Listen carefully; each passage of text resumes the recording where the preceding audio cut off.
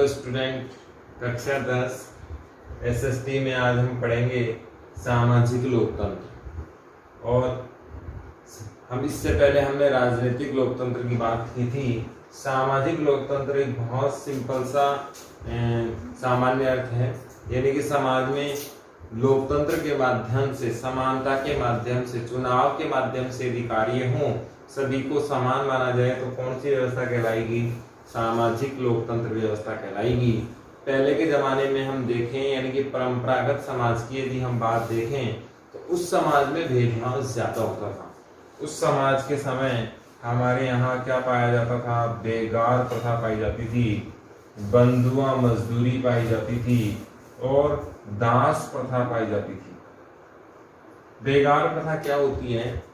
सबसे पहले दास प्रथा देखते हैं। दास प्रथा का अर्थ है किसी भी व्यक्ति को एक प्रकार से खरीद लेना। इसमें व्यक्ति क्या माना जाता था? वस्तु माना जाता था, और एक व्यक्ति को अपना मालिक मानता था और उस मालिक को कहीं ना कहीं क्या करता था? पूरा सेवा देता रहता था।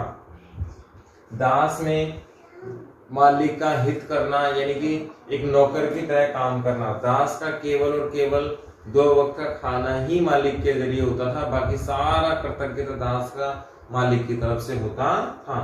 दास की खरीद फरोख्त भी होती थी, दास को खरीदा जाता था, बेचा जाता था। कई देशों में तो यहाँ तक हुआ कि लाइफ टाइम, जीवन से लेकर मृत्यु तक व्यक्ति को दास बनाकर रखा गया। केवल उसका जीवन यापन करने के लिए जो मूलभूत आवश्यकताएं होती थी, मालिक केवल उन्हें वो ही देता था, बाकी सारा कार्य उससे करवाता था। बंधुआ मजदूरी, बंधुआ मजदूरी उड़ीसा में पाई जाती है। बेसिकली बंधुआ मजदूरी और बेगार प्रथा में ज्यादा अंतर नहीं है, लेकिन हल्का सा अगर देखें तो अंतर नजर आता है। बंधुआ मजदूरी उड़ीसा में पाई जाती है। यहाँ क्या होता है कि एक प्रकार से खेती में अकाल की स्थिति है, पूरे देश में अकाल की स्थिति है, क्योंकि मानसून कई बार आता है, कई बार नहीं आता, तो पूरे देश भारत में कहीं ना कहीं अकाल का सामना करने को मिलता है। यहाँ क्या होता है, जब खेती में लागत ज्यादा आती है तो ये किसान कहीं ना कहीं साहूकार से जाकर लोन ले लेते हैं, क्योंकि ये तीसरे क्षेत्र से हैं, असंरक्षित क्षेत्र से आते हैं, इसलिए बैंक तो इन्हें लोन देता नहीं है। ये साहूकार के पास जाते हैं और कहीं ना कहीं उससे क्या ले लेते हैं? लोन ले लेते हैं। नेक्स्ट ईयर जब फसल होती है उसकी उम्मीद में, लेकिन नेक्स्ट ईयर फसल बहुत ज्यादा कमजोर होती है और जो कर्ज लिया था वो कितना हो जाता है? 2 गुना हो जाता है। अब वो कर्ज बढ़ता जाता है, लगातार बढ़ता जाता है। एक स्थिति ऐसी आ जाती है कि उनकी पूरी जमीन बिक जाए तब भी ये कर्ज चूक नहीं सकता।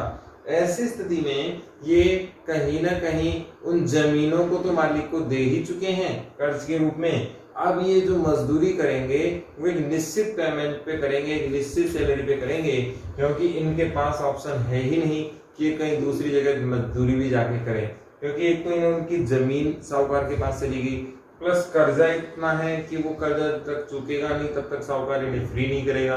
तो ये क्या हो गए? एक प्रकार से बंधे हुए मजदूर हो गए, जो आजीवन क्या करेंगे? मालिक के लिए काम करते रहेंगे और मालिक इनका शोषण करता रहेगा। बेगार प्रथा, बेगार प्रथा में हम लोग देखते हैं कि वेतन की जगह कुछ मूल्य दे दिया, कुछ सामान दे दिया जाता है, गेहूं दे दिए जाते हैं, रोटी दे दी जाती है, खाना दे दिया जाता है, उचित पारितोषिक इनको नहीं मिलता। कहीं ना कहीं देखा जाए तो ये राजस्थान में भी बहुत ज्यादा पाई जाती है। जैसे हम एग्जाम्पल देखें, मॉर्निंग में जो सफाई कर्मचारी आता है उसे केवल और केवल क्या दे दिया जाता है? खाना दे दिया जाता है, उसे उचित वेतन नहीं मिलता है। तो ये उसके लिए क्या है? एक प्रकार से बेगार प्रथा ही है। तो सामाजिक समानता सामाजिक लोकतंत्र की सबसे बड़ी वस्तु है, या यूं कहें पहली प्राथमिकता है। इसमें अगर हम देखें आगे, लिंग, जाति, वर्ण, संप्रदाय, क्षेत्र, इन सब के आधार पर सबको क्या माना गया है? बराबर बराबर माना गया है, यानी कि सब बिना भेदभाव के पूरे समाज में रहें और कहीं भी कोई भेदभाव समाज में नहीं आना चाहिए। व्यक्ति चाहे किसी भी जाति का हो, किसी भी क्षेत्र का हो, किसी भी धर्म का हो, वर्ण संप्रदाय का हो, हमारे समाज में कैसा है? समान होना चाहिए, क्योंकि लोकतंत्र की ये सबसे बड़ी मांग है और समाज का हर हिस्सा बराबर होना चाहिए। दूसरा, एक विद्वान हुए हैं हर्नसा, इन्होंने कहा है कि समाज में सामाजिक समानता, सोशल इक्विलिटी बहुत इंपॉर्टेंट है और इसके बिना सामाजिक विकास संभव नहीं हो सकता है। तो हर्षना ने किस पर दिया है? सामाजिक समानता पर बहुत ज्यादा जोर दिया है। व्यक्ति की तुलना वस्तु से नहीं करनी चाहिए, जैसे हमने बेगार प्रथा, बंधुआ मजदूरी, दास प्रथा, कबूतरबाजी, इसमें कबूतरबाजी और आता है शब्द, अवैध तरीके से सीमाओं को पार करवाना। किसी भी देश से व्यक्ति अगर दूसरे देश में जाता है तो पासपोर्ट और वीजा के जरिए जाता है, लीगल तरीके से जाता है। दूसरे देश में हमारी एम्बेसी होती है जिसे हम दूतावास कहते हैं, वहां वो जाके रिपोर्ट करता है। उस देश में कुछ घटना घटती है तो हमारा दूतावास उसकी क्या करता है? मदद करता है। ये तो हो गया एक लीगल तरीका, लेकिन कहीं ना कहीं इसको शॉर्टकट में अपना लेते हैं लोग बाग। अवैध तरीके से मानव का व्यापार होता है एक तरीके से, इसे हम कबूतरबाजी कहते हैं। बहुत सारे लोगों को अवैध तरीके से विदेशों में भेज दिया जाता है और उनसे गलत तरीके से लाइन पार करवाई जाती है, बॉर्डर। तो कहीं ना कहीं व्यक्ति को क्या नहीं मानना चाहिए? वस्तु नहीं मानना चाहिए। व्यक्ति से यदि काम करवाया जाए तो उसके अधिकार होने चाहिए, उसकी लाइफ होनी चाहिए, उसके अधिकारों में जो निजी जिंदगी के अधिकार हैं वो भी उन्हें मिलने चाहिए। तभी हमारा देश, हमारा समाज डेवलप हो सकता है। सामाजिक प्रगति के अवसर, जैसे हमारे यहाँ अवसरों की समानता संविधान में दी गई है। चाहे किसी भी समाज का व्यक्ति हो, कितना भी पिछड़ा हो, कितना भी दलित समुदाय हो, जनरल का हो, किसी भी समुदाय का हो, सबको आगे बढ़ने की अवसर मिलने चाहिए। ये अगर हम नहीं अपनाएंगे तो इसका नुकसान क्या होगा? हमारे समाज में वर्ग हैं दो, एक अमीर और एक गरीब। यदि गरीब व्यक्तियों को कुछ नहीं मिला तो ये असंतोष बढ़ेगा बढ़ेगा बढ़ेगा और बढ़ता ही चला जाएगा। एक स्थिति ऐसी आएगी कि गरीब वर्ग इतना ज्यादा असंतुष्ट हो जाएगा कि इनके पास कुछ बचेगा ही नहीं और ये क्या करने लग जाएगा? क्रांति करने लग जाएगा। आपको पता होना चाहिए क्रांति का माध्यम कैसा होता है? हिंसाग्रस्त भी हो सकता है। और यदि ये हिंसाग्रस्त हुआ तो ये कहीं ना कहीं समाज में क्या ला देगा? अराजकता ला देगा, अस्त्र शस्त्र की लड़ाइयां ला देगा और समाज इससे क्या हो जाएगा? नष्ट हो जाएगा। तो कहीं ना कहीं ये स्थिति ना आए, इसलिए सबको समान रूप से आगे बढ़ने के अवसर मिलने चाहिए। सामाजिक स्तर पर प्रगति होनी चाहिए। गरीब अमीर की खाई ज्यादा नहीं बढ़नी चाहिए। कोई व्यक्ति गरीब है, उसे आगे बढ़ने का मौका जरूर मिलना चाहिए, फिर चाहे वो अमीर बने या ना बने। अवसर पर यदि किसी ने रोक लगा दी तो वो कहीं ना कहीं खाई के रूप में बदल जाएगा, क्रांति होगी, हिंसा होगी और फिर अस्त्र शस्त्र के जरिए जो हिंसा होगी वो समाज का क्या कर देगी? पतन कर देगी, अराजकता आ जाएगी। तो ये क्या है? सामाजिक लोकतंत्र है। इसका मूल उद्देश्य है समाज के सभी वर्गों को आगे बढ़ाना बिना भेदभाव के, ताकि समाज में समानता आए। समानता आएगी तो संतुष्टता आएगी, शोषण रुकेगा, भ्रष्टाचार रुकेगा और एक सुव्यवस्थित ढंग से क्या हो जाएगी? प्रोग्रेस हो जाएगी। लोकतंत्र का तीसरा प्रकार देखें तो वो है आर्थिक लोकतंत्र। आर्थिक लोकतंत्र की बात करें तो आर्थिक लोकतंत्र की बात की मार्क्सवादियों ने और समाजवादियों ने, मार्क्सवादियों ने और समाजवादियों ने। ये कहते हैं कि जितनी भी आर्थिक व्यवस्थाएं हैं, जितनी भी आर्थिक क्या है? व्यवस्था है, उन पर सबका समान रूप से क्या होना चाहिए? अधिकार होना चाहिए।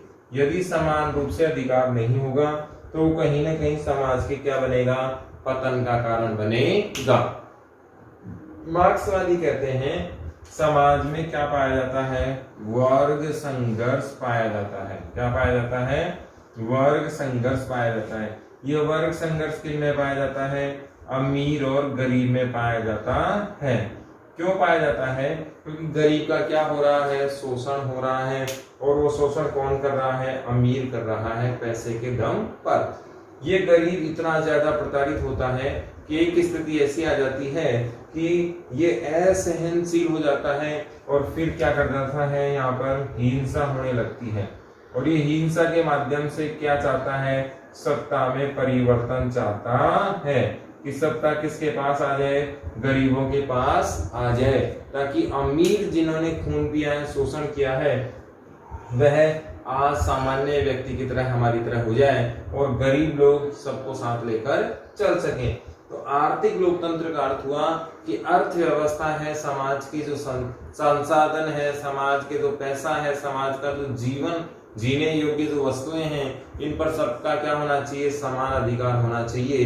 यही क्या कहलाता है, आर्थिक लोकतंत्र कहलाता है। हम यदि पुरानी मूवीज देखें तो उसमें सबके समाज के जो गेहूं का एकत्रित होता था वो जमींदार करता था, टैक्स जमींदार के पास होता था, पैसे जमींदार के पास होते थे।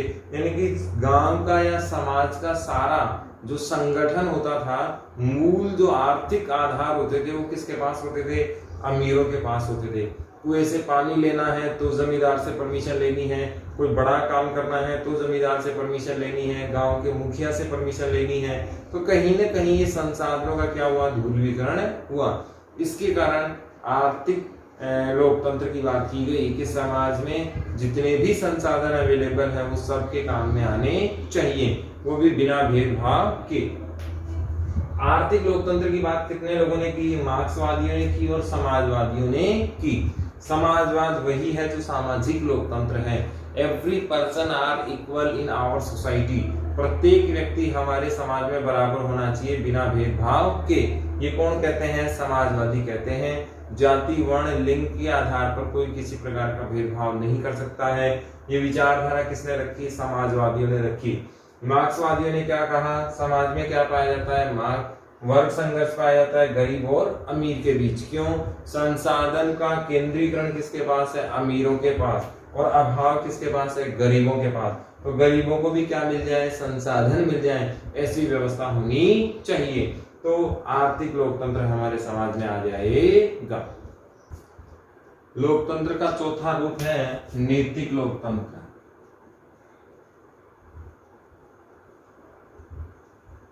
और ये सबका सारांश भी है। नैतिक लोकतंत्र में देखें तो इसका मतलब ये हुआ कि नैतिकता क्या होती है, अंतरात्मा की आवाज, अंतर आत्मा की आवाज। भारत में इसे क्या माना गया, धर्म। अगर हम गांधी दर्शन को देखें तो गांधी जी ने कहा कि नैतिकता वह है जो धर्म कहता है, सत्य वह है जो धर्म कहता है। ग्रंथ कहते हैं, उपनिषद कहते हैं, भगवत गीता कहती है, रामायण जी, महाभारत में जो लिखा है वही क्या है, धर्म है। यानी कि सद्कर्म, धर्म क्या माना गया, सद्कर्म। अच्छे कार्य क्या कहलाएंगे, धर्म कहलाएंगे। और व्यक्ति को क्या करने चाहिए, अच्छे कार्य करने चाहिए। अच्छे कार्य जो करेगा वह क्या कहलाएगा, धर्म कहलाएगा। और जो धर्म के अनुसार समाज को चलाएगा वह क्या कहलाएगा, नैतिक लोकतंत्र की व्यवस्था कहलाएगी, अंतरात्मा की आवाज कहलाएगी। व्यक्ति ये सोचे कि उसे क्या करना चाहिए, क्या नहीं करना चाहिए, तो ये किस पर सोच कर करना चाहिए, अंतरात्मा की आवाज को सोच लेकर करना चाहिए। जैसे बहुत बार हमें स्कूल की असेंबली में सुनने को मिलता है कि जब भी हम कोई गलत कार्य करने जाते हैं, हमारा दिमाग कहता है, हमारा मन कहता है कि ये कार्य करना चाहिए, लेकिन दूसरी आवाज हमें ये सुनने को मिलती है कि नहीं, ऐसा हमें नहीं करना चाहिए, इसके रिजल्ट्स बहुत खराब आने वाले हो सकते हैं, या इसके रिजल्ट्स हमें जब भुगतने पड़ेंगे तो हमारी कैरेक्टर का कहीं पतन होगा, समाज में हमारी बेइज्जती होगी, समाज में हमारा नेगेटिव रोल निकल कर आएगा। तो यही क्या है, अंतरात्मा की आवाज है। भारत में धर्म को किससे जोड़ा गया है, नैतिकता से जोड़ा गया है, सद्कर्म से जोड़ा गया है। अब हम लोकतंत्र की बात करते हैं। तो नैतिकता का मतलब हुआ, फ्रांस की क्रांति हुई, इसमें बंधुत्व की भावना थी। क्या थी, बंधुत्व के भाव थे, यानी कि संपूर्ण विश्व के साथ लेकर सभी को भाईचारा पर जोर देना चाहिए। ये कहते हैं कि नैतिक लोकतंत्र का मतलब है कि समाज के हर वर्ग को आगे लेकर जाना चाहिए, समाज के हर वर्ण को आगे लेके जाना चाहिए, वो भी किसके, बिना भेदभाव के। सब जगह राजनीति नहीं होनी चाहिए, सब जगह आर्थिक बहुत सारे सिस्टम ऐसे हैं, जैसे मार्क्सवादियों ने कहा प्रत्येक कार्य, क्या कहा, प्रत्येक कार्य अर्थ के लिए होता है। प्रत्येक कार्य किसके लिए होता है? अर्थ के लिए होता है। इसका मतलब ये हुआ कि प्रत्येक कार्य किसके लिए होना चाहिए? पैसे के लिए होना चाहिए। तो मार्क्सवादी यहाँ गलत साबित हो गए। क्या बच्चे का माँ जो लालन पालन करती है, बच्चे की माँ जो बच्चे का क्या करती है? लालन पालन करती है, क्या वह पैसे के लिए करती है?